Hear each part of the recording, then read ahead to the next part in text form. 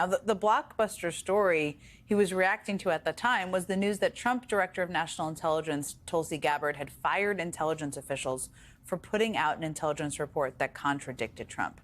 As former CIA Director Brennan put it last week, they were fired for telling the truth. Back in March, Trump invoked the Alien Enemies Act to deport Venezuelan immigrants without due process, of course. And his justification at the time, as I'm sure you remember, for invoking the act was his claim that America was being, quote unquote, invaded by Venezuela. Invaded specifically by members of the Trende Aragua gang at the direction of Venezuelan President Nicolas Maduro. It turns out, though, that, as you all know, that is not true. That's false. The intelligence report these analysts were fired over stated that the Venezuelan gang Trende Aragua was not controlled by or in cahoots with Venezuela's president. U.S. intelligence agents reported the actual truth, the truth that contradicted Trump, and were fired for it. That in its own was, of course, a jaw-dropping revelation. And that is where the story stood last week when former CIA Director John Brennan commented on it.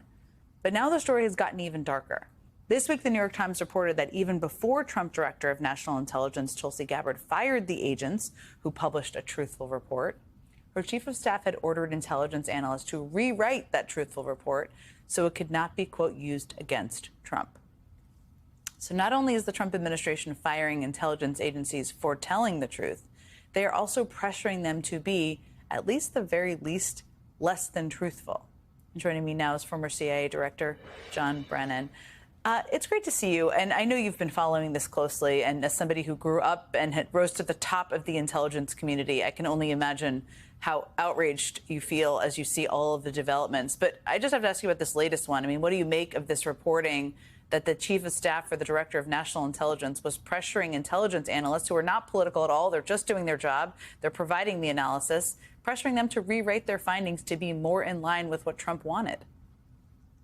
Well, Janice, worrisome on so many levels. First of all, the integrity and objectivity of the intelligence community's analysis is a solemn obligation of all analysts to make sure that there's going to be no politicization of that analysis and that intelligence.